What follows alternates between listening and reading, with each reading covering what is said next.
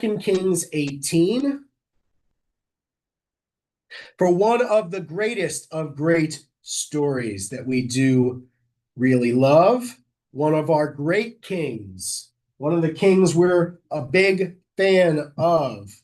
Not only do we have, this is like a moment, we have two good kings over the Jews. How rare. It is extremely rare. It was rare enough to get one good king over the Jews. We only had like three up to this point, and in this moment, we have two. We get number 4 and number 5 at the same time ruling. And so this is kind of as close as we get in this period to a renaissance of Jewish statehood and power. Thank you, everyone, for joining us online. We are going to get ready. I'm going to share my screen. We are in 2 Kings chapter 18, verse 1, but first we'll begin with our blessing for the study of Torah. Baruch atah Adonai Eloheinu melech ha'olam asher kidshanu b'mitzvotav v'tzivanu la'asok b'divrei Torah. If you say amen, you get full credit. And woo! And so we're going to begin, as my introduction said, we are in the 3rd year of King Hoshea. Sorry, my keys are sticking into me. In the 3rd year of King Hoshea, son of Elah of Israel, Hezekiah, son of King Achaz of Judah, became king. So we have 2 kings now. In Israel, we have Hoshea, and in Judah, we have Hezekiah.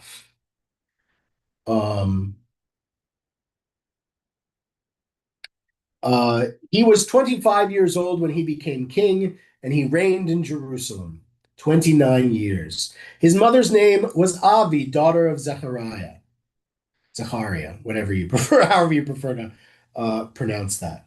Also, Aviyah is better for the name, but they also put Avi. And he did what was pleasing to God. Hezekiah did, just as his forefather David had done. Right? Which means this is the best scorecard you've gotten since David. Not even Solomon did everything religiously. The rubric is only religious for the Deuteronomist. To get this grade, this is a grade. This line is getting an A+ on your report card. V'yas hayeshar b'einei Adonai kechol asher asa David aviv. Right? So he did, even that was like what his father, or in this case, forefather, his father wasn't David, his ancestor David had done. So the test is, of course, religious. It's not whether he made the most money, he didn't, that was Shlomo, or expanded the territory the most, also Shlomo, also not him, or built the temple, also Shlomo, not him, but he did some things which actually might have had an economic downside, but because of people being able to do things in their own communities and while they're traveling and whatnot, that the bamot, the high places, the non-temple sacrifice points around the land, they are still they can have some benefit in some places, but he gets rid of them, right? So in verse 4, he abolished the shrines and smashed the pillars and cut down the sacred posts, or the asherot, the sacred trees, right? Like the Game of Thrones people who worship trees. It's like that. He also broke into pieces the bronze serpent that Moshe had made. For until that time, the Israelites had been offering sacrifices to it, and it was called Nehushtan, right? Because Nachash means snake. Nehushtan, it's like a king snake god. They've turned Moses' staff, or not staff, but this. Remember that when they were in the desert, they had that plague, and to cure it, and the plague was getting all the snakes to bite at the people, and people were dying by the hundreds and thousands. Yeah. And so to cure it, when they finally got God's anger to turn against them, I don't know why, but it had to be in there because it's here too. Moses creates a bronze staff of a serpent that he places in the ground, and the snakes go away. and they stopped biting everyone, and people stopped dying from the snake thing. Interesting how it's part of the medical symbol today. Well, it drives the snakes away. It heals the people. So It heals, it's the same ball. right. So there you go. That's why it's good, I guess, because normally you'd think snakes and healing not really on the same thing, but hey, in this case. So anyway, the people in their stupidity, I don't know of another word for it, in their failure to understand, or in the Torah's failure to communicate properly the rules, people since the time of Moses had been separately, occasionally offering incense to this snake staff. Maybe they just thought it was a good omen. We don't really do mazal. The rabbis will come out very hard against. They'll say ein mazal by Yisrael. Mazal in that case, not meaning we're not lucky, but meaning fate. Mazal being, it means the Jewish people should not base their predictions and predilections on fate. Why? Obviously, it's stupid. It renders you a superstitious idiot people who can't find real, reasonable solutions to the problems of the world. If you just go, I guess the rain didn't get, no. We have to, well, the rain thing is a little different. We do a little bit of that. We're a little bit like that. But the point was to reduce it to the minimal amount necessary of being a superstitious woo-woo dummy. Sorry. I'm, again, internet, flame me, whatever. I'm having a whole morning. Right? I haven't been awake that long, or I've been awake too long. Anyway, but anyway, we're trying to keep the woo-woo to a minimum in Judaism, because there's no there, and so we don't want people to rely on it. But here, for one reason or another, due to the ancient glory, the commentator says, associated with it, and the miracles that have been performed through it, they had been making offerings to it, and Hezekiah, Hizkiyahu, is the one who names it Nehushtan, which is it says here, a derisive expression meant to belittle it. Because giving it a nun suffix is like a diminutive, right? Like you'd call, like, if you wanted to call someone named Sam, you'd say like, oh, Sammy, right? That's, in English, that's a diminutive, right? Right? Abigail, Abby, right? It makes things littler, which is cute, but also when you're supposed to be, if it's like supposed to be a big powerful thing, diminishing it is insulting. So he was emphasizing that the serpent was just a bronze staff and had no power in it. Again, because he's a deeply devout, correctly believing individual. So the commentators have a real easy time with Hizkiyahu because he was already given the hechsher of this A+. Because he already got the hechsher, the rabbis can just say yes. If he thought it, then that must be right. The Torah already said he was right in his opinions, so we're good. I think the parallel in some certain Christian denominations that they're really austere inside, no symbols, and some a lot of them. Yes, to be fair, we very much have a no, you're not supposed to, now not to the extent, for instance, that Islam does in certain, they have a very particular banning of imagery and whatnot. And Christianity has a lot, or many Christians have a lot more of it than we do. Obviously, the Catholics put many, many images and statues and whatnot of people.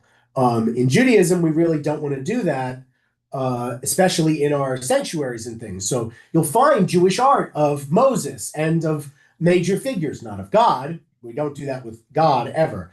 But we also don't kill people because of it. But we don't do that with God. But we can do it with other people. But we also don't put those things in the sanctuary, right? Because that's a place where we worship God. And we don't want it to seem like we are worshiping these figures or other things. And yes, many Orthodoxim will only have, pictures of tzaddikim up on their walls, for instance. Because if you're going to put an image up, it should be of someone like Hizkiyahu, someone righteous. And anyway, that obviously gets more and more extreme, the more extreme version of Judaism you're seeing. I don't know how the extremism meter goes with Christians and this kind of thing, or with Islam. That's not my ballpark. But yeah, we're not generally pro doing that. Anyway, so he did it. But also remember the first part. He abolished the shrines and smashed the. So all of these things that they were doing to both be hospitable to the nations around them, so that if people were coming to trade from the other peoples around them, they'd be like, oh, and while you're here, you can sacrifice for a good deal at the Asherah that we put here for you. And they're like, we wouldn't do it unless it seemed like you were getting really good deals all the time. But you can do it and it'll make you feel comfortable, right? It was pluralist in some ways. We don't want any part of that. he takes them all down. All the places. So whether you were worshiping the God in these small towns or you were worshiping to someone else, all of that has to come down. According to Deuteronomy, and therefore the rubric of the Deuteronomic historian, the only place to sacrifice is Jerusalem. And you only sacrifice to God in Eretz Israel. So it seems like it's a really easy rubric to follow, but somehow this is the only king to do it up to this point. We still have Josiah, who's the last like good king to come. Anyway, okay. So so much about Hezekiah. He's such a good guy. Verse 5. He trusted only in the eternal, the God of Israel, right? Batah, the Achara, right? He followed after and was sure in the God of Israel. There was none like him among all the kings of Judah after him, nor among those before him. He was the most righteous king of Judah. Now, luckily, you can, right? The most righteous king of Judah. David and Solomon are kept. Oh, David, really. We're not contending that Solomon was as righteous as Hezekiah, but to say that to kind of move him above David would kind of be bad. He's like a 1A to David. Mm-hmm. He's right, and then Solomon is 2. But if there was a half step, it would be Hezekiah. So you got David, best king, Solomon, second best king, but kind of second best king is really Hezekiah. And then Josiah is going to come in later and be like a 2A or a 1B almost. Not quite 1B, but maybe a 2A.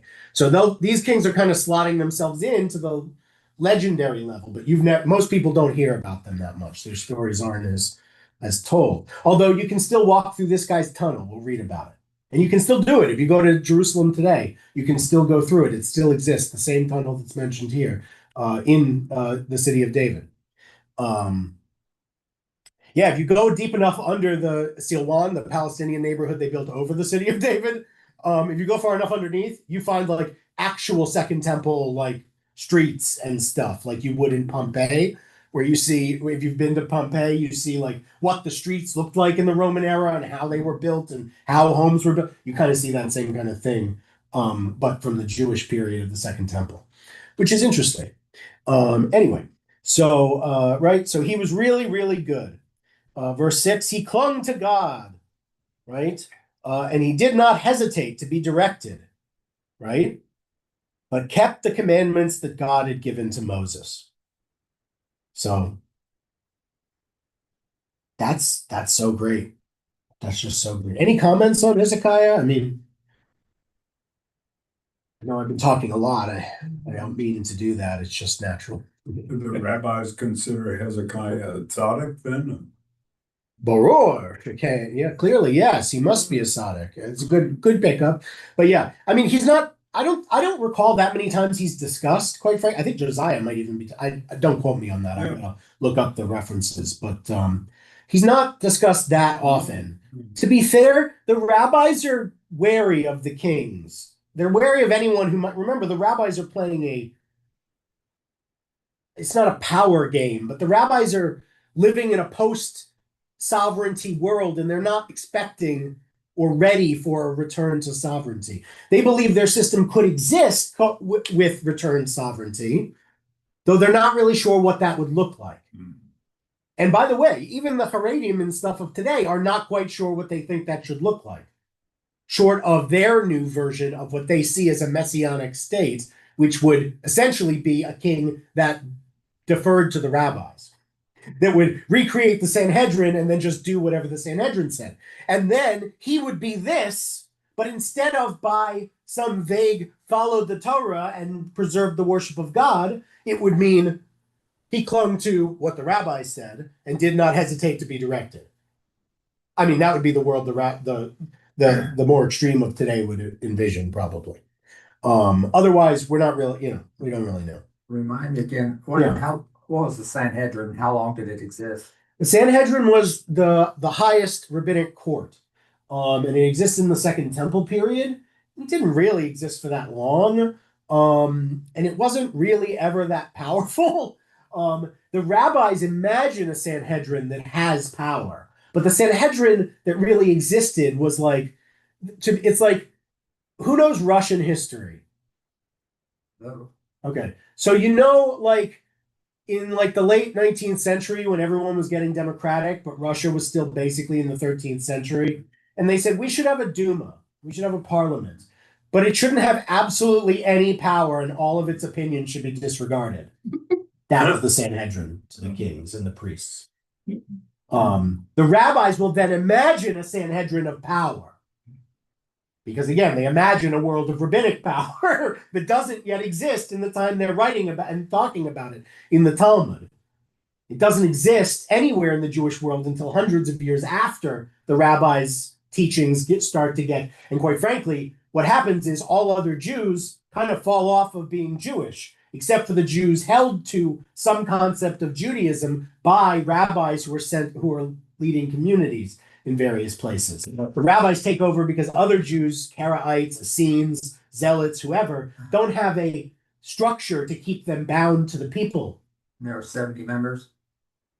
Of the Great Sanhedrin, yeah, I think that's the right number.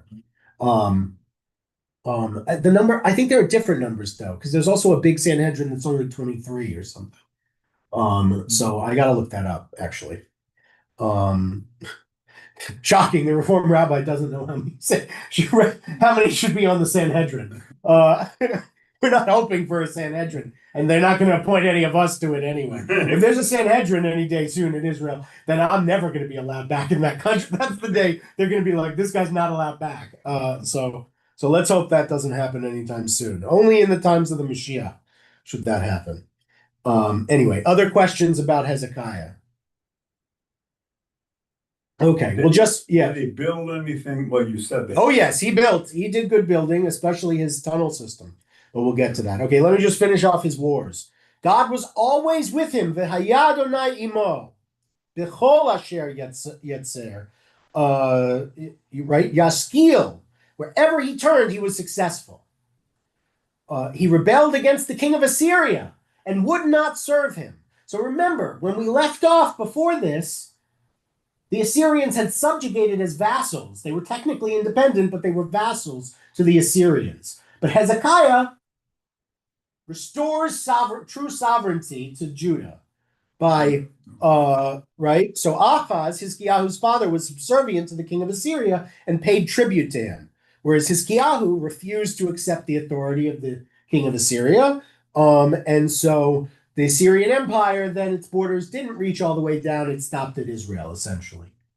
Right? Israel is still subjugated, but Judah, not anymore. Why? Because Hizkiyahu, God was with him, so he was able to resist successfully. He overran Philistia as far as Gaza and its border areas, from watchtower to fortified town. So here we once again... I was gonna make a genocide joke, but we're online, so I just don't want to do that. But he beat Gaza. He took over Gaza and smote the Philistines that lived there. Which again, it's just that's what's there. It was a big town, so Gaza's been around for a very, very, very long time. So remind who exactly were the Philistines? Philistines were a ancient people that lived in the land of Israel and were chief antagonists to the Jewish people because they were the largest secondary group. All the other groups, the Jebusites, the Hizites, the Achazites, the various other ites that were Canaanites that lived in the area, were taken care of during the conquest of Joshua after the Exodus. They were driven to they were refugees out into become Moabites and Edomites, and they were all driven away. On the coasts, there were two groups that Israel never succeeded in driving out. There were the Philistines who lived in Gaza, Ashdod, and Ashkelon along the coast. Two of those Philistine cities are cities in Israel today, Ashdod and Ashkelon. Obviously, Gaza, the third one, is not a city in Israel today. Gaza is a city of the Palestinians. It's still almost kind of Philistine and it's kind of antagonism towards.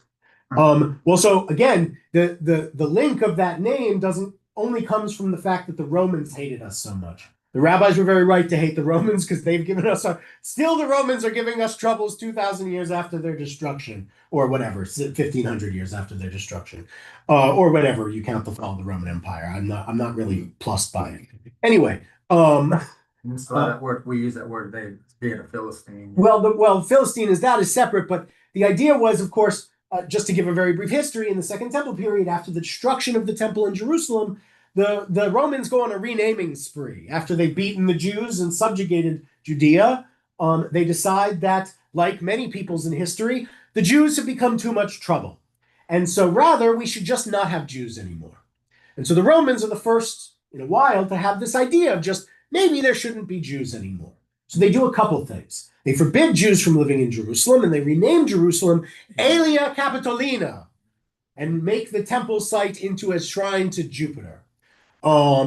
They obviously kill many Jews. They take 100,000 Jews as slaves to Rome. Those Jews will, again, slavery was a little different. It wasn't, so these Jews, most of them would end up free in their lifetimes, or their children's lifetimes they would be free.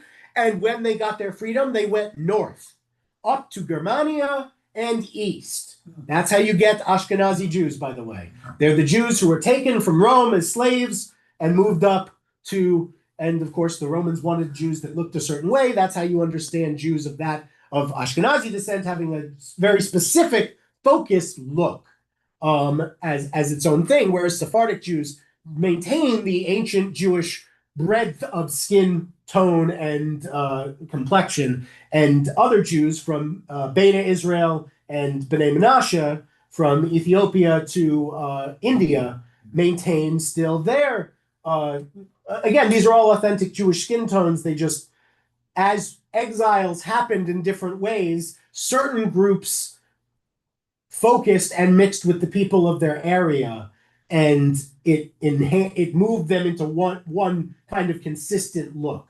Whereas, had we never been exiled from Judea, we would all look vaguely Italian or Greek.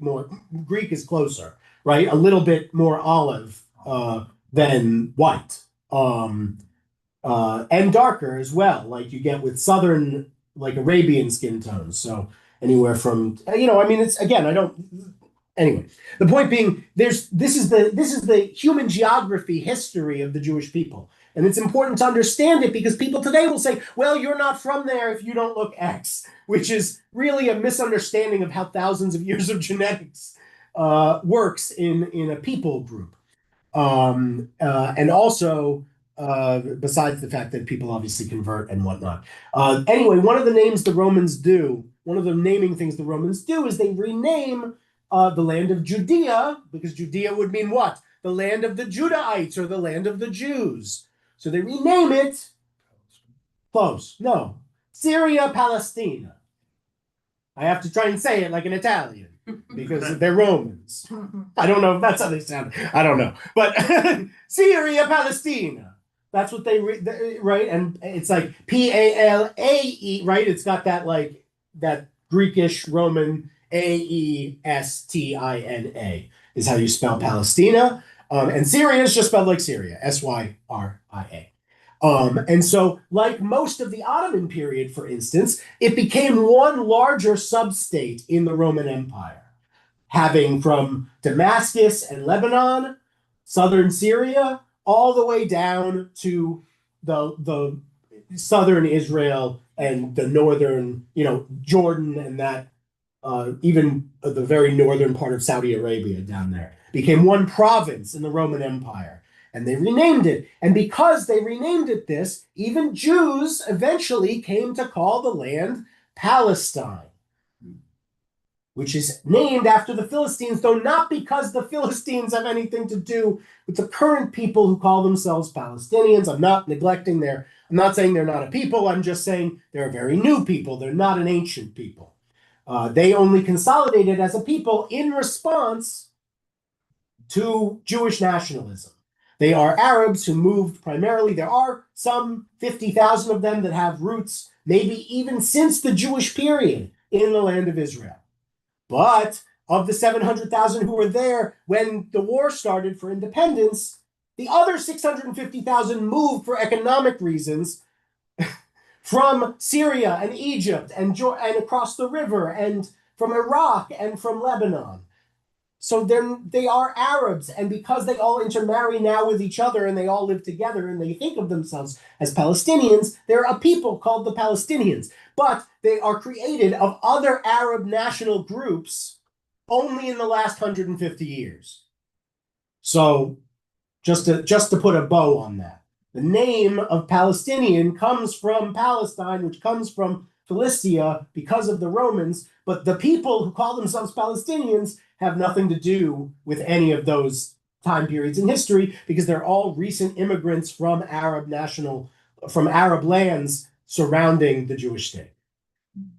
I hope we're clear. It's important to know that because people act like Israel's always looked like Israel, whereas up until the late 19th century, Israel was basically abandoned and overrun with lions and swamps and malaria. Nobody lived there. That's why almost no Jews and almost no Arabs lived there, because it was basically unlivable. It was a land you trained through to get somewhere interesting. Istanbul or Alexandria, Cairo, or if you were going to Mecca, you would take the train, right? Lebanon, if you were going to Damascus, if you were going to one of these places, you would use this land to go through. Nobody cared until the Jews wanted it back. That's the truth of the matter. And once the Jews wanted it back and made it livable again, drained swamps, removed malaria in mosquitoes, finished off the lions, which were somehow still there. In the Torah, it talks about lions being in the land of Israel. The Lion of Judah. Yes, exactly, because again, there were lions. It made sense. There are no more lions. I mean, in zoos, yes, but you don't find wild lions anymore. Mountain lions, maybe. Anyway, those are different cats. So anyway, that's my history lesson that I just think is worth going over when we're going to talk about names, because if you don't know the whole history, you can get very muddled in what the names all mean. Never really realized how inhospitable the land was prior to.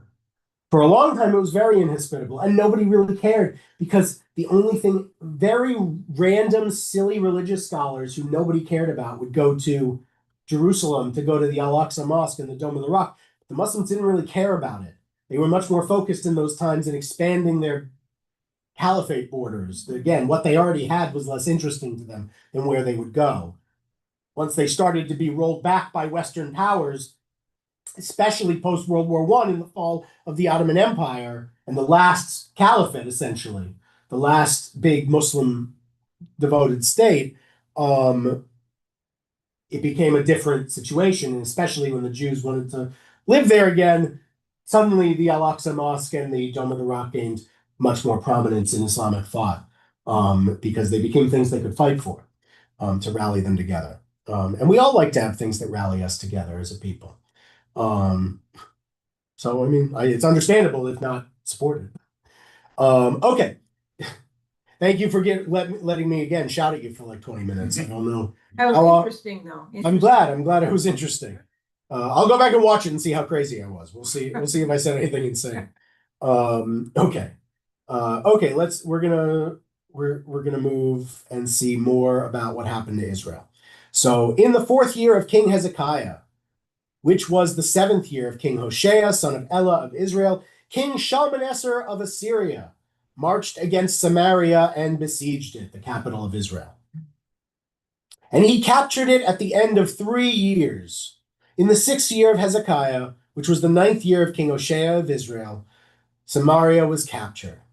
And the king of Assyria deported. This is the end also. We're just mopping up. We kind of got the end of Israel at the end of the last book, but we're kind of retelling it with Hoshea here. The not the same Hosea as the prophet.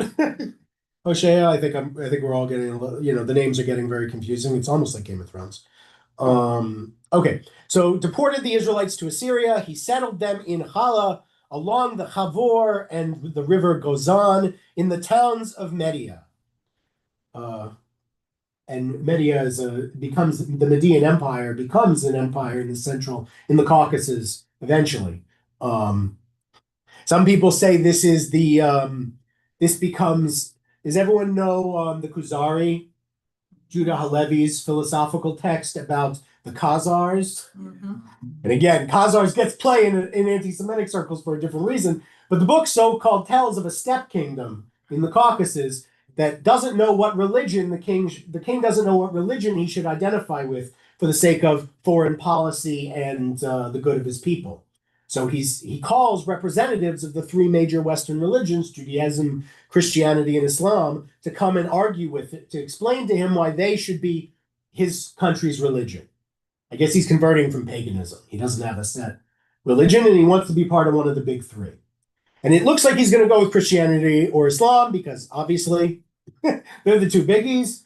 But he ends up having this very long conversation, the longest of his conversations in this book of the Kuzari, with the rabbi explaining Jewish religion to this non-Jewish person. And in the end, he decides that he and his family, and therefore his family, the kingdom, converts essentially to Judaism, becoming a Jewish kingdom in the Caucasus. Unfortunately, while the Kuzari sounds like that could be true, and people love to explain why that's why that Jews also, one, are all converts, and two, are not real Jews.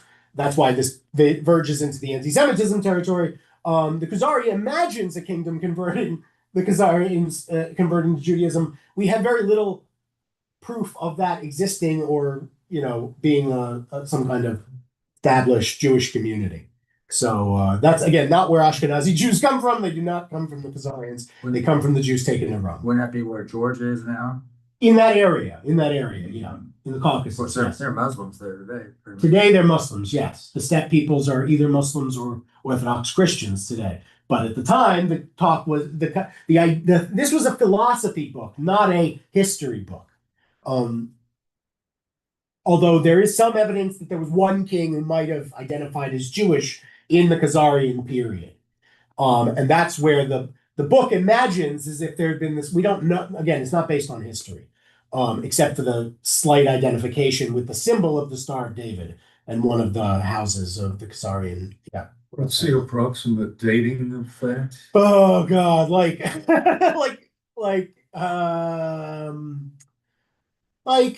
800, Okay. like 900, something like that. I think it's before 1,000. I think it's maybe just before or just after 1,000. It's around then. Again, I could look it up. Look it up, and you'll tell me how wrong I was.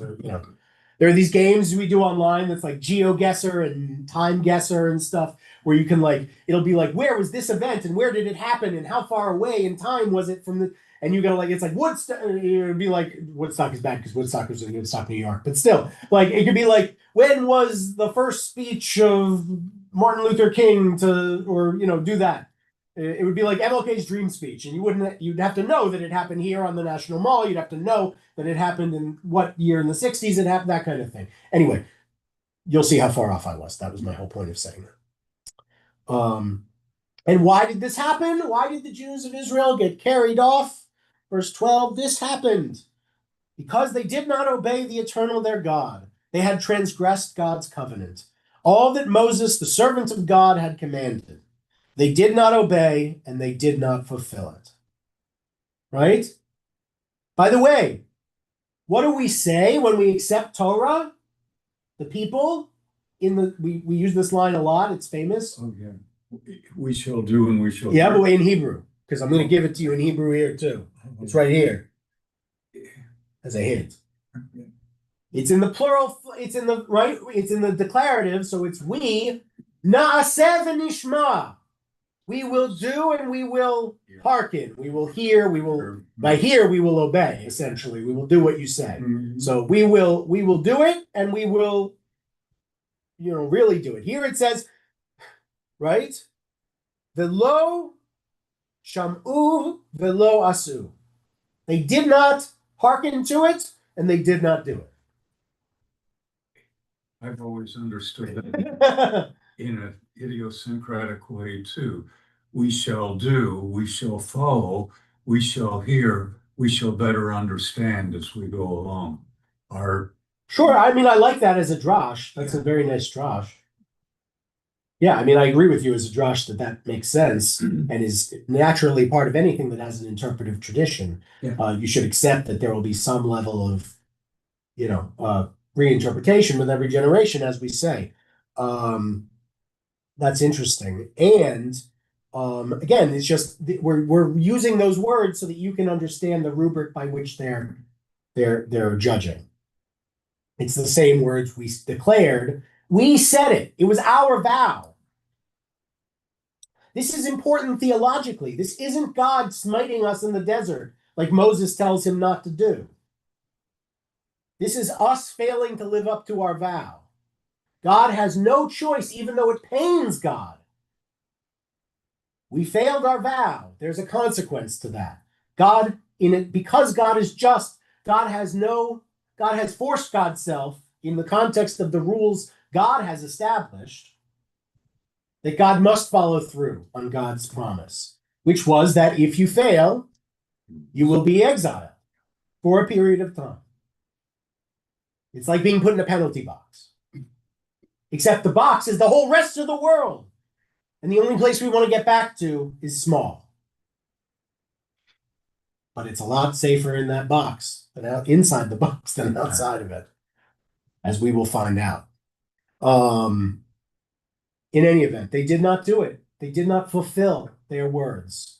They did not keep their oath, and so God had no choice in the sense that God is a just God and follows through on the promises God declares. And so since God had promised this would be the punishment for this crime, God has to follow through. I say this so that you will understand the theological justification for this, because too many religions specifically, but also other things, will declare that this is evidence of what? the end of the covenant. Right, an end somehow of a covenant. Yeah. That it ends or is superseded by something else. That was never the Jewish conception of covenant. The covenant always had room for us to mess up and God to punish us for that. But as God states in the Torah, it's very easy to find, God does not abandon us even to the 1,000th generation and does not abrogate the overall covenant with the Jewish people. The Jewish people will still be God's instrument to show the world a better way to live and exist as human beings. But now it's going to look different. Because instead of trying to do that from one place, a beacon, a city on a hill, one place, the city on the hill being Jerusalem, obviously, instead of doing it from one place, we will now do it in diaspora, in all places. And one day, we will merit being returned to the land of Israel. Im Mashiach ben David, as we say in our Havdalah every week. With the son of David, the Messiah. Which in that case just means king. Essentially, It means restored sovereignty of the Jewish people in the land of Israel. Is that considered to be 1948 then? Not by anybody. So here's the thing. A lot of us have written, and I've written actually, I've published on this, of our prayers call Israel, in the prayer for the state of Israel, the rabbis, the chief rabbis of Israel, at the time, Israel has two chief rabbis at any time, an Ashkenazi chief rabbi and a Sephardic chief rabbi. And the chief rabbis of Israel got together for the independence to come up with a prayer for the state of Israel, which we have in our prayer books. And what do we call it? You've heard me read it. In fact, I just read it a couple weeks ago for some Israel-related reason. What do we call Israel in our theology? It's not Geulatenu. It's not our redemption, right? That would mean Messiah was here. And the religious, we wouldn't say that, right? What do we say instead? We call it Reshit, Smichat Geulatenu. The first, what is tzmichat. What is tzameach? Yeah, you Delaying. what? No, go the other way. Sorry, not that. Like this. Right. Flowering. Growth like this, flowering. Reshit, like Bereshit, the origins. Right. Reshit tzmichat geulatenu means the first flowerings of our redemption.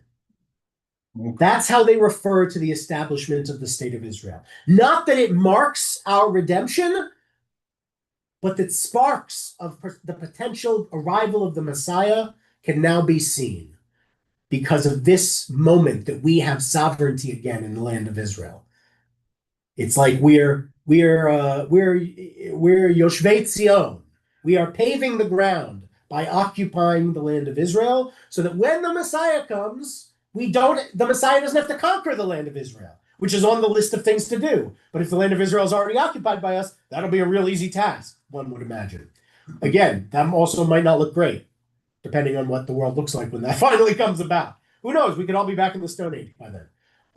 It might not happen in our lifetime, but you know what I mean. Anyway, whenever it happens, the idea is that the Mashiach will conquer the land so that we will have sovereignty again. But if we're already there, then Mashiach just shows up and goes, "Hey, I'm here," and we go, "Yay!" and we say, "King, yay!" and then theoretically, I don't really know exactly how it would go, and don't write this down like Talmud because this is going to sound like a third grader doing Talmud. It's like, but people online will like it. It'll be good for clipping. It'll be good for clips. Maybe it's an excuse for my disobedience, but this idea of doing, Lauren gets tired of me hearing me constantly about what I'm more subscribed to the idea of our being, more so than what we're doing. I think about putting words in. I mean, Rabbi Steele, I don't think doing is as important as our being. And I think that's what Christ said, attack the Pharisees for being externally, Okay, it's I mean, it's a fine then we line. disagree, which is not surprising. Like then Jesus and I disagree, which again, not surprising. I understand. Look, Judaism is very much a doing religion, and belief follows from proper action. Is the general rabbinic philosophy. You should believe correctly. But if you do correctly, you will believe correctly. Believing correctly and not doing correctly leads to falling to recidivism in your belief, in your believing, and then you'll fail to believe correctly too, is what the rabbis believe.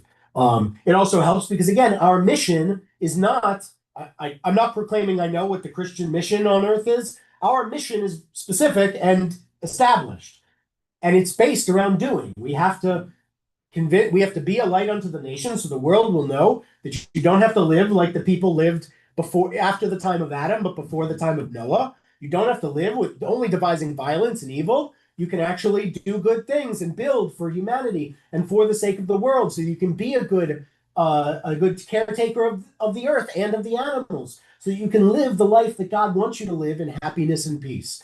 And there's a way to do that, and the Jews are the way for the world to see the way to do that. We are the key that the world ought to use to unlock the life God wants for them. And all they have to do is follow in our ways. Not exactly what we do, but by doing the 7 major things we ask them to do. And if they can do that and we can do our thing, then the Messiah will come. That's Jewish theology in a nutshell. So all of that is very based on doing. There's no world for just sitting around and thinking. We don't have monks. We don't have the idea of cloistering ourselves is, I mean, quite frankly, we were forced into it with like the shtetls, but other than that, we're never meant to do that, I don't believe. Actually, it's sort of a cop-out being in a monastery. You're being. I'm not trying to say I'm not calling it a cop-out. If they want to do it, that's their religion and their prerogative. I'm just saying, from when you come here, you just have to understand that our perspective is turned the other direction and focused in that direction. I this idea of being is maybe setting too high of a bar too, because I don't know. You mentioned one conservative group, Orthodox group that thinks the Messiah is already here. Are there others? Chabad, Chabad believes the Messiah is already here. That their Rabbi that died in the 90s, Menachem Mendel Schneerson, the Rabbi that you see on all the pictures, In fact, has never died and will be popping up from the ground any moment. Sorry, that's disrespectful, but they just decided they were better than us in Israel, so I'm going to say what I feel like.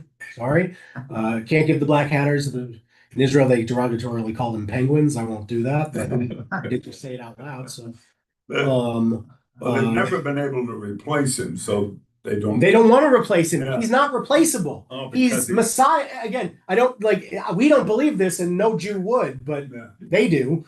Otherwise, they're very Orthodox. There's one or two things they do differently than other Orthodox groups. Otherwise, they're ultra-Orthodox, except for this one thing. And if they ever get to that thing, then we'll see. Like, if the thing is, they're very good about like hedging on it. They don't talk about it outside of their own books and media and meetings and stuff because they want to get other Jews to agree with them, which we won't do if we find that out. So, it's like they don't want to get labeled. The big thing you can get labeled is what? Notrim. Sorry, Christians. Notrim. You could get called a Christian because what? You've made a Messiah out of a man. That's the biggest sin you can do as a Jew. Sorry, other people can do what they like. That's fine. No, other people, we're ecumenical. Other people can believe it, but Jews aren't supposed to believe that. So for a Jew to believe that is heresy. It makes one an apikoros, a mean, a heretic, a heathen. I'm surprised by that. The Messiah will be chosen by God, but he will be mortal, won't he? He's not a divine figure. Yes, he's not a divine being. In Judaism, the Messiah is not a divine being. The Messiah is an anointed king that does good in the name of God, that does a list of tasks, essentially, in the name of God, and fulfills that promise. By the way, there is a non-Jewish king, obviously, we're about to see in a couple chapters, that gets called Mashiach, obviously. Koresh, King Cyrus of Persia, who restores the Jews to sovereignty in the land of Israel. Is he Jewish? No. Does he do the thing? Yes. And so he gets the stamp, right? David is also a Messiah, right? He conquers Jerusalem, right? A lot of these figures are anointed. Schneerson associated with Lubavitch. Lubavitchers, yes. Lubavitch, Chabad Lubavitch is the name of the sect officially. And he was Chabad is an acronym. It stands for, I forget, like Chavre, like it stands for a certain thing, but it's not just Chabad. It stands for 3 words anyway. And Lubavitch is based on the area in Eastern Europe they come from, yeah, or the family. So there's no other group that believes that the Messiah is here or not. No Jewish group. Yeah. Just, they normally, once you're a Jewish group, like again, these people who claim the Jews for Jesus are a Jewish group. Once you're a Jewish group that proclaims a Messiah, you kind of have to put up or shut up, is generally the rule in Judaism. If you can't immediately put up, you're gone. You're out. You're not in the tent. Well, Schneerson's been dead since 1980s. But they've been hedging on, they're like, maybe he is and maybe he isn't. Let's see when he comes back. Like, right? That's the, like, to the outside world, to themselves, they think he is, I think. To the outside world, they say, let's see. And because there's that ambiguity, and because they do what many Jews see as a lot of good, I think there's a lot of harm too, but what many Jews see as a lot of good, you get a lot of, especially secular Jews who don't know any better, giving them a lot of money because they're nice to them and such. But they don't know what anybody believes. That these are secular Jews. They don't really care what anybody believes. You'd have to have you don't become a Reformed Jew, I always say, just because you're secular, because you're just as likely to become Chabad if you're secular. Not real Chabad, but like go to a Chabad. You have to actually have a religious viewpoint to be Reformed, generally, to actively be Reformed. You can't just fall into it because you have to care about things like egalitarianism and modern interpretation of Torah and things like that. If you don't care theologically about any of that, then why would one be better than another except to send your kids somewhere? No, I'm saying, like, you wouldn't care unless you are a committed egalitarian or you are committed, like, you got to be committed to something to be actively Reformed. Otherwise, you're just as likely to fall one into the other. Okay, now I really got to take this off the internet because they're gonna kill me. Yeah. You just made me feel a lot better about my rejection of my Orthodox background. I'm not speaking about all Orthodox. Again, there's many shades to Orthodoxy, and I'm not rejecting any of them. First of all, they're all Jewish, even including Chabad. I don't mean to say even, including Chabad. Go ask them whether they think we're all Jewish, and a lot of them will say no. So again, it sounds like I'm being harsh, but I'm not being the harsh one here. I still see them as inside the greater tent. They're the ones who are trying to push people out of the tent. But that's what extremists do, is they push people out of tents. Pluralists try and bring people into tents where possible. That's why it's better when liberal pluralists are in charge of society and not extremists. The more you know. Okay. Okay. So anyway, they didn't fulfill the covenant. That's bad. So now we're gonna get a new, and this king you've heard of, I'm sure, from your ancient history classes. Remember back to whatever, middle school or high school, your ancient history classes. You've heard of King Sennacherib before, because he's one of the big Assyrian kings. So in the 14th year of King Hezekiah, so the next year after Israel is conquered, King Sennacherib of Assyria marched against all the fortified town of Judah and seized them. Right? So he wanted to get all the way to Egypt. And so he didn't want to start with Jerusalem because Jerusalem would take a long time to conquer. So he conquered a lot of other cities in Judah, but not Jerusalem. So it says all the fortified towns, but it does not include Jerusalem, which he didn't do. So King Hezekiah, in verse 14, sent this message to the king of Assyria at Lachish. You can go to this place in Lachish and see the reliefs. You can still see the imprints in the ground of these fortifications and such, and the town. And he said, I have done wrong. Withdraw from me, and I shall bear whatever you impose on me. Mm-hmm. So the king of Assyria imposed upon King Hezekiah of Judah a payment of 300 talents of silver and 30 talents of gold. And that's a lot. Well, I think it's just one time, but it's a lot. It's a lot. And of course, we're going to have to ask the question of, where did it come from? Well, no, that we're going to get the answer to right now. But he had been successful and he was with God. Why is he failing now? Why has this happened? How much is a talent? It's a lot. You're going to make me say like it's like, I don't know. Let me look up how much a talent is. It's really easy to look up. This is not a difficult thing. Current weight of talent. A talent was about 60 to 75 pounds. A standard weight is traditionally accepted is 34 kilograms, which is 75 pounds. So right. So if you gave him, right. So if it was 300 talents of silver, that's what, 750 kilograms, 750 pounds of gold times 3. I'm not good at math. It's over a ton, well over a ton of silver and lots of gold. That's 30 talents of gold is a lot. Hezekiah gave him all the silver that was on hand in the temple and in the treasuries of the palace. He was forced to empty the national treasury in order to pay the king of Assyria. At that time, Hezekiah cut down the doors and the doorposts. He stripped the gold plating. Remember that at the beginning, Solomon had covered everything in gold. So now he's got to rip the gold off of the doors because they're still plated, because that still looked really nice, but he's got to do it because he's got to pay. Which King Hezekiah had overlaid with gold. So he himself had added that gold when times were good. It's saying it had been stripped already in a previous period. He added it back when times were good, and then he was forced now to strip it again and gave it to the king of Assyria. But the king of Assyria did not withdraw from the land, perhaps because the payment didn't satisfy him.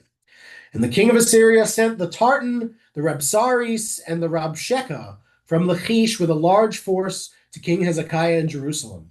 They marched up to Jerusalem, and when they arrived, they took up a position near the conduit of the upper pool by the road of the fuller's field. So this is, I'll tell you, having been to this pool underneath the city of David, mamash close, real like 600 yards from the walls of Jerusalem, like really close. Like they're right outside the gates. They summoned the king. And Eliakim, son of Hilkiyahu, he's a very high-ranking official who was in charge of the palace, Shevna, the scribe, and Yoah, son of Asaph, the recorder, the chancellor, or the head of the government, essentially, went out to them. Right? So, and this was against tradition. Traditionally, the king would come out to do this, but he sent his people instead. The Rav Sheka said to them, it's funny, it says here, Rav Sheka, like it's a rabbi. Rav Sheka said to them, say now to Hezekiah, thus says the great king, right? Ko amar hamelech hagadol, Melech Asher, right? The great king, the king of Assyria. What makes you, ma habitachon, what is the sense of security, hazeh, that you have, this sense of security you have, asher batachta, that makes you so assured? Where is your sense of security that makes you assured? What makes you so confident? Right? And again, they say Hezekiah. They don't say the king Hezekiah, king of Judah, right? They're not interested in playing that game. The Rav Sheka or Rav Sheka, I don't like that. They made it sound like he's a rabbi, but who knows? You must think that mere talk is counsel and valor for war. Like words can fight wars for you. Look, on whom are you relying that you have rebelled against me? Right? He's like, you started this 2 years ago. You started it, and you threw me off and said you wouldn't pay me tribute anymore. Where's your arm? With what force do you resist me? Right? You thought you could wage war with ideas, tactics, and speeches, but now you have to face facts, is the commentary, right? In the end, this is not a time for that. Armies still make the difference. And again, the idea here was they were worried that Judah would ally with Egypt, which is why they had to go to Judah first and subjugate them totally so that they wouldn't have a problem in their rear with supplies when they were going into the big prize, which was actually Egypt, not Judah. Judah's just a step on Sennacherib's way. He says, you rely of all things on Egypt, that splintered reed of a staff. Again, Egypt has been laid low for like 500 years now. They've been not powerful. They have riches, but no organization, no army. So he wants to go conquer it. And he's like, you're relying on them. They don't have any substance. They don't have any power, which enters and punctures the palm of anyone who leans on it, right? It's almost like saying it'll stab you in the back. That's what Pharaoh, king of Egypt, is like to all who rely on him. Right? And what other argument is he making here? He's making a force argument, but what else is he doing? What is Sennacherib saying to these officials? Or what is Sennacherib's agent, Rav Sheka, saying to saying? Trying to psych him out, maybe? Okay, maybe trying to psych him out, like, oh, look at how bad your decisions are. Could be. What is he fundamentally making here? What kind of argument? Against theology for power in the world. Kind of. What he's making a political argument, right? He's saying, why did you side with this? You'd rather work with this guy than be, pay tribute to me? I'd have left you alone. I'm reliable as a suzerain. We saw this happen recently. Who is Hezekiah or Hezekiah's agent in this situation? And who is Rav Sheka? It just happened a couple months ago. You should be able to do this analogy in your sleep. Rav Sheka is Secretary of State Marco Rubio. Who is Hezekiah's agent? Delcy Rodriguez, formerly vice president, now subjugated whoever of Venezuela. And what argument did Marco Rubio say? If you remember back to this time, I know time moves very weird these days, and it was a while ago. It was 6 months ago. But what did he say when they took Maduro out of there? He said, To rely on Iran and China and Russia was your error. Don't you know they're not reliable? They won't come to your aid. You should work with us instead. It's the literal scene. It's this exact thing. You go in, you take over, and you say, hey, just so you know, you were wrong to be against this in the first place. We are really the reliable friends. Right. I mean, I'm sorry. I see it plain as day. You can come back at me if you think it's an inappropriate analogy. I just think that my point is this is the Torah and real politics. This is a political argument, not a theological argument. He's not saying, my God, the God of the Assyrians is so great that you, right? I mean, anyway. Anyway, that's what I saw there. You guys can yell at me if you want to. That's fine. Makes sense. I mean, it's very interesting when when real world, affair, like this is how things have worked forever. We sometimes think we've moved beyond the ancient world, but we really haven't. None of us have. We just have fancier toys and more comforts. Are we motivated more by self-interest, possibly, though? Protection. Well, it's all the great game. That's what Assyria is doing here too. Yeah. They want what would be better than just conquering Judah? If Judah would really be a friend and an ally, they'd have not only would they have supply lines, but they could even source their army from Judah. The Judahites would supply them. That would strengthen them instead of just giving them comfort as they went through. But they're having to pay tribute. Yes. And in the ancient world, that's how it goes. But the offer could kind of come. What would happen is if you were making this offer, you would say, how about I reduce tribute? Now that I've got you, really, you got nowhere to go. Because he paid all the tribute and they still took over. He says, how about this? I'll do half the tribute we used to do. And you get to stay king. And let's be friends. Right? Anyone, again, I'm going to use movie references because I'm a millennial. The Godfather, everyone's familiar. Right. First scene, greatest ever, Bonacera. Bonacera doesn't really want to be Don Corleone's friend. Why? It's kind of dangerous to be Don Corleone's friend. But he needs his help. He needs what he needs. In this case, for Hezekiah, the argument from the Assyrian side is, you're not treating me like a friend, but I could be a real friend to you. I could preserve what's left of your sovereignty. I could stop it from you being taken advantage of, even though he's nominally the one who would take advantage of him, right? Because what does the Godfather say? He's like, I might ask you to do a favor of any size for me. Could be anything.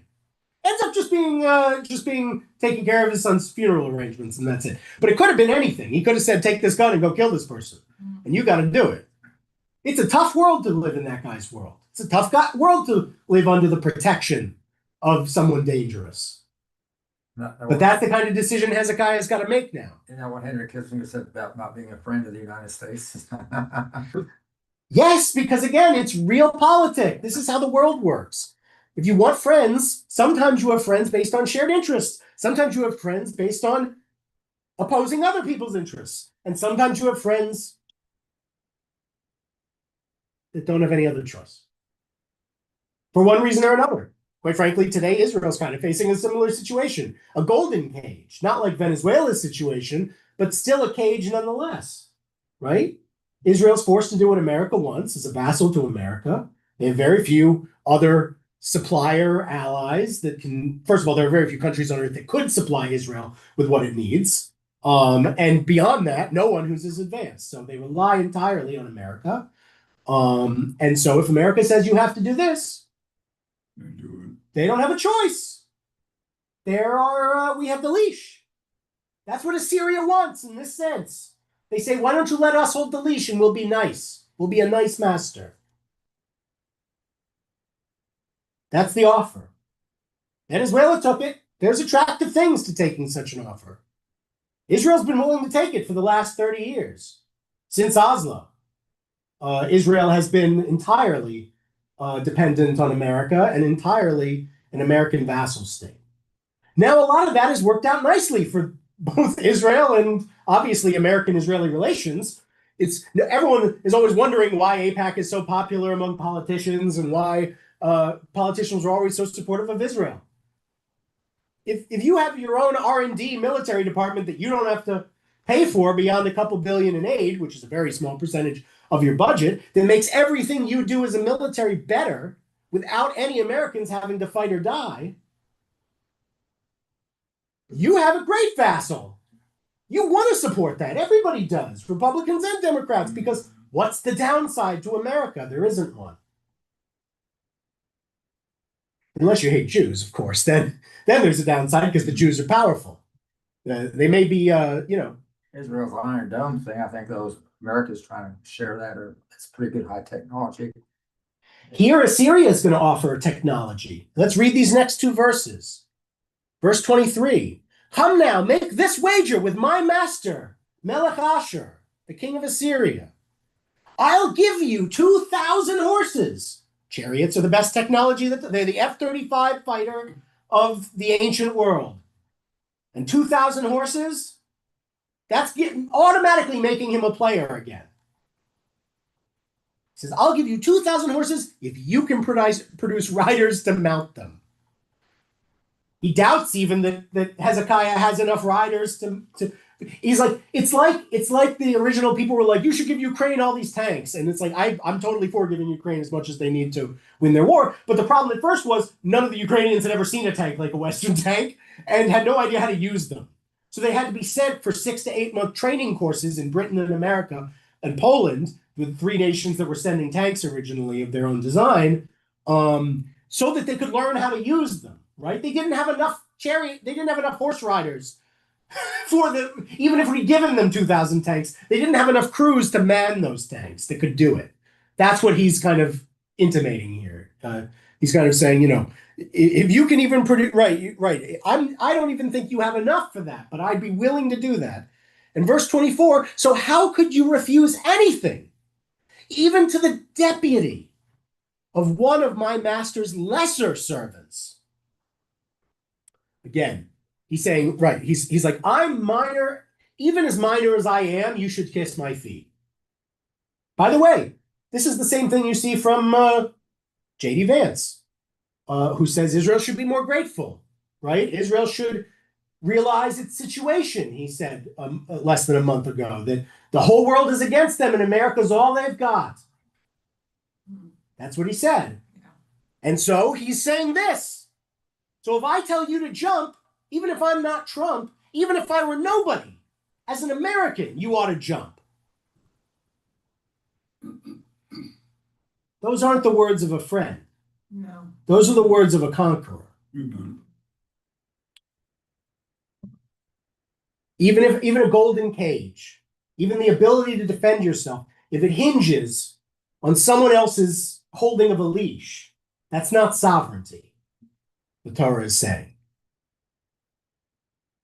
Right now, I would argue Israel is less sovereign than it's ever been since 1948.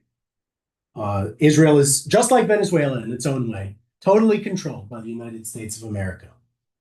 As an American, I love that, by the way. Let me be very clear. This is great for us. I'm very saddened to see Democrats vote against the aid to Israel. Aid to Israel is the golden cage. Israel can't work with China. Israel can't switch sides to anybody. Israel can't do anything contrary to American interests. They get money to use on defense and weapons. It's true. But it's a golden cage. And America holds the key. As an American, I love that. That's good for me. So is the Venezuela thing. Both are good for me.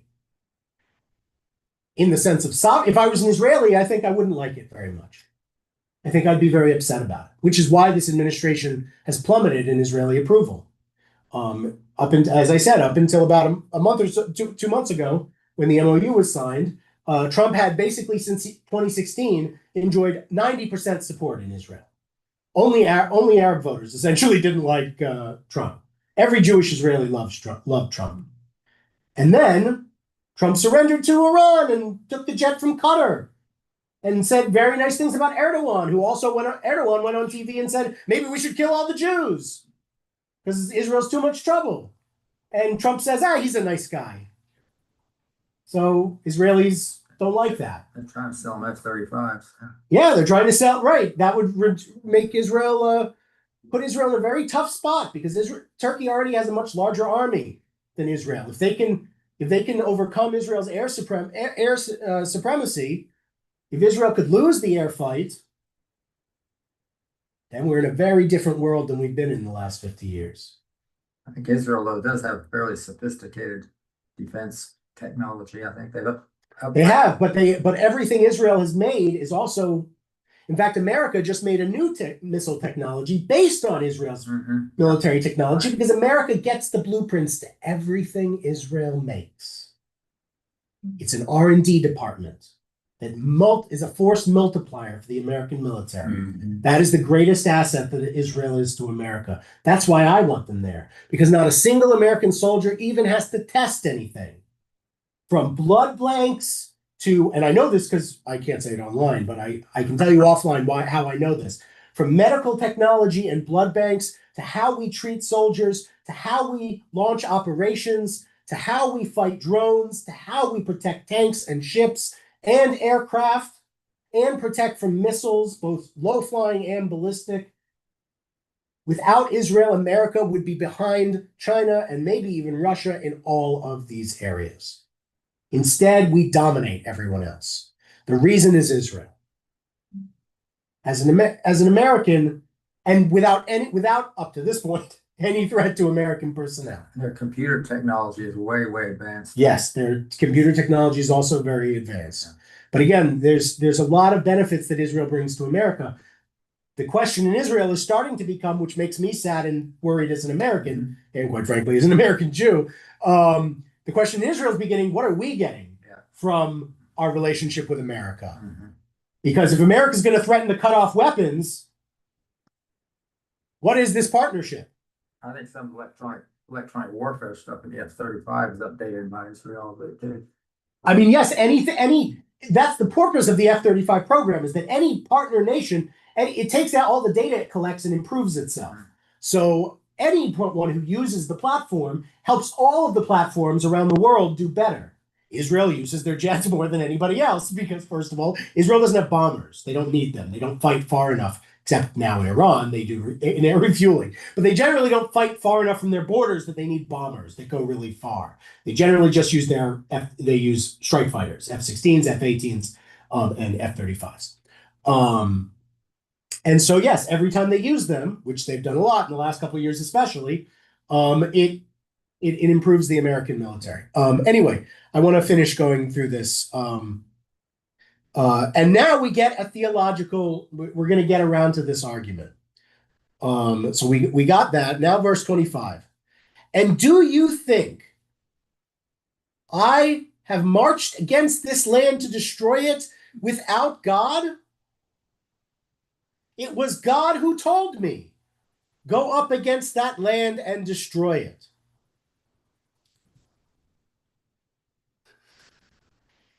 The commentator says this guy really believes through his divination. He actually believes that the God of Israel wanted that. But the commentator notes that's not true. The God of Israel didn't speak to this guy. He's not a prophet. God didn't say, go and destroy Judah because I'm upset. He used divination, one of those sorcery practices, and thought that's what he heard. He really believes that's what he's been told, but not so much. Okay, so now he made all his arguments. And Eliakim, son of Hilkiyahu, Shevna, and Yoah replied to the Rav Shaka. Please speak to your servants in Aramaic, for we understand it. This is the diplomacy language of the time. Right? Do not speak Judean in the hearing of the people on the wall. Right? He's like, hold on. We are courtiers. We know now the regular soldiers aren't going to know Aramaic.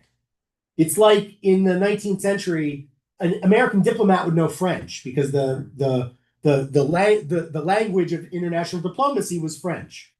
But the average American still doesn't know French and didn't then either. So it's that. He's saying, hey, can we talk in the diplomatic language and not, can you not like own us so badly in your comments? Like, can you not embarrass us so much by speaking in Hebrew? Can you please speak Aramaic so that we can, distance it a little bit? But the Rav Shaka answered them. And again, he's speaking in Hebrew still. He says, was it to your master and to you that my master sent me to speak those words? It was precisely to the men who are sitting on the wall, who will have to eat their dung and drink their urine with you, right? Because there's going to be a siege. Sieges are not pleasant. So he's trying to demoralize them. He's saying, I'm intentionally doing this, you idiots. This is a tactic. This is how backward he thinks they are. He's like, you morons, I'm trying to tell you that I'm doing this on purpose. I'm not trying to be nice to you. And the Rav Shaka stood and called out in a loud voice in Judean, hear the words of the great king, the king of Assyria. Thus said the king, don't let Hezekiah deceive you, for he will not be able to deliver you from my hands. Don't let Hezekiah make you rely on God, saying, God will surely save us. This city will not fall into the hands of the king of Assyria. Don't listen to Hezekiah, for thus said the king of Assyria, make your peace with me and come out to me, so that you may all eat from your vines and your fig trees and drink water from your cisterns. Right? You want to be comfortable? Just come on out, surrender. Until I come and take you away to a land like your own. He's going to do to them what he did to the people of Israel. A land of grain and vineyards, of bread and wine, of olive oil and honey, so that you may live and not die. Remember, that wording comes from Deuteronomy. The people were told, choose life so that you and your children may live and not die. He's using these words very intentionally. He's a master politician. Don't listen to Hezekiah, who misleads you by saying, Adonai Yatzilenu, right? That God will save us. Did any of the other nations save their land from the king of Assyria? Where were the gods of Hamat and Arpad? Where were the gods of the Sepharvaim, Hena and Eva? And did they save Samaria from me? Very convincing, right? He's like, and what about your brothers? He's essentially saying, up in Israel. Didn't save, right? They worshipped your God, they did that, and I still beat them. Which among all the gods of those countries saved their countries from me, that God should save Jerusalem from me? But the people were silent and did not say a word in reply, for the king's order was, do not answer him.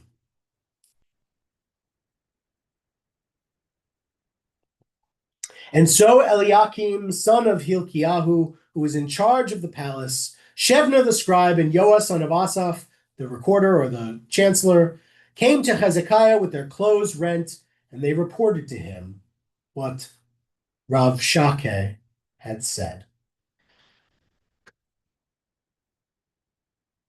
Yeah. That's almost, with their clothes rent, that's almost the spies coming back from the land of Israel.